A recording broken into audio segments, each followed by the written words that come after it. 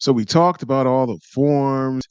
Now we're going to step into the realm of regulations. Yes, regulations can be very boring. I get it. That's why we created this video to just give you a high level overview of the regulations that I looked into and I thought was useful, and I wanted to share them with you. So if you just want the basics, like straight up basics, this is the video for you.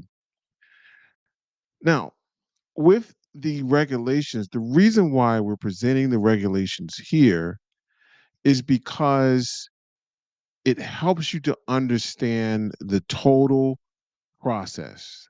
The objectives of this video is to present these regulations to you so this way you can get advanced knowledge on the total process and not go into the process not knowing really what's going on or what's going to happen. The other reason why this video is important and this module is important is because in the event that you disagree with some of the findings at either one of the stages of the MEB or the PEB or even the formal at that matter, you know what to expect.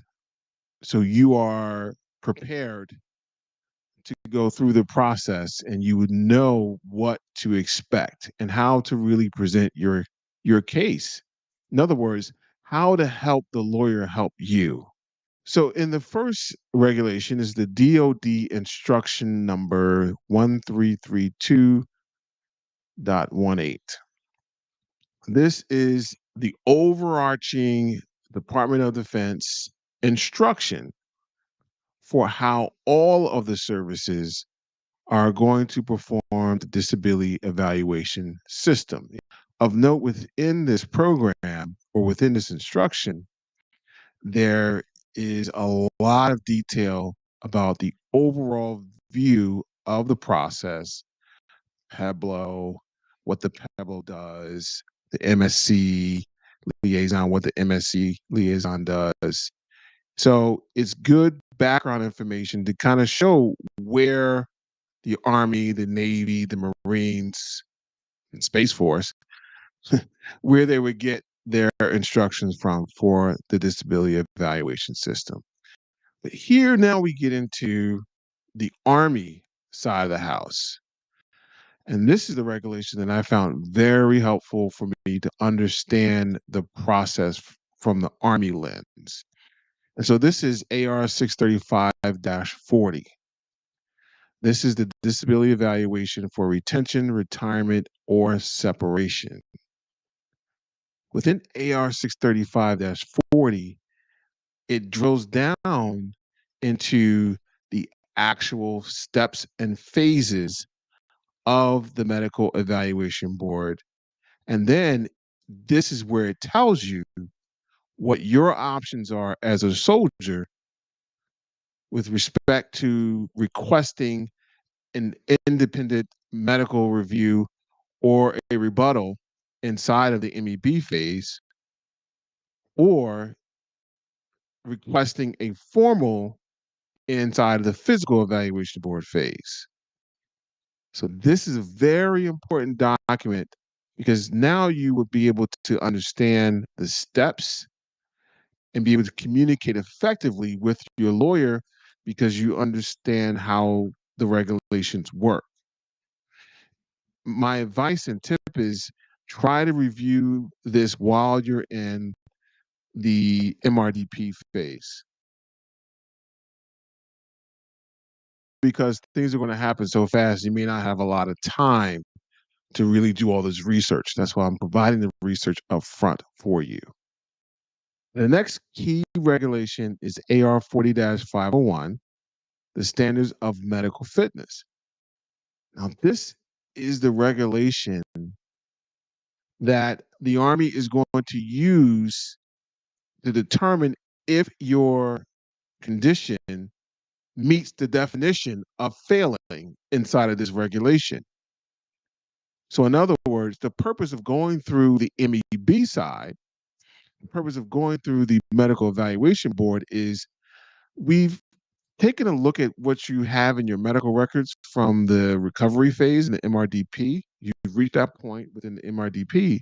Now, let's go through the exam, right? You go through a C&P exam, and let's get the results of that exam and see from an outside view, not from a Department of Defense, but from the VA. And let's take a look and see if that diagnosis meets the definition of failing relative to what your exam is showing you. So this is how they match up and say, yep, it looks like it meets that definition. So let's forward you over to the PEB. So this has all of the diagnoses that are in there. They're broken down by muscles, they're broken down by bones, they're broken down by issues with the heart, issues with the lungs. Every behavioral health, every body system is in there. Take a look at this specific regulation and compare your medical story, your medical history against this key regulation. Okay, so this is really, I spent a lot of time on this because this is a huge one. The next one is AR 40 502, medical readiness. And in AR 40 502, it really talks about profiles. The key points that I found interesting was profiles, as well as the extensions for those profiles, but also within section 4, I believe, on page 18, it talks about documentary of medical evidence.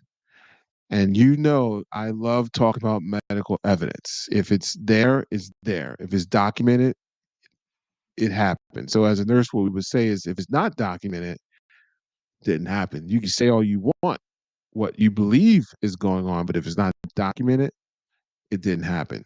And the same thing here, because the medical board is that medical evidence experience. And the key point here is go and get seen, take care of yourself, get everything documented. So now on the VA side, here's one of the key regulations. CFR 38 Part 4. You hear everyone talk about CFR 38 Part 4. This is it. Okay. CFR 38 Part 4, Book C has a schedule for all of the rating disabilities broken down by the system. And they have inside of this regulation the criteria and a rating. So, for example, let's take a common situation knee, right? So, if your knee was failing or you had problems with your knee, what does CFR 38 Part 4 say about it? It may say you've been to the doctor one time. So, if you've been to the doctor one time or less than 3 times, it's 10%. You say, for example, if you've been to the doctor 6 times, it's 20%. This is just hypothetical. This is where the ratings come in. And this is where they match the rating based upon what they saw in your C&P exam.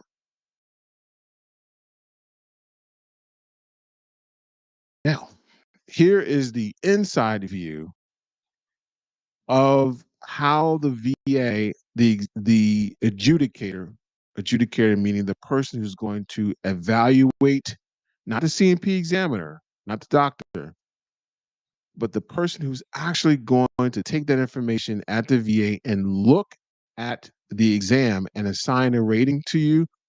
This manual, M21 1, has a section in there specifically for the integrated disability evaluation system.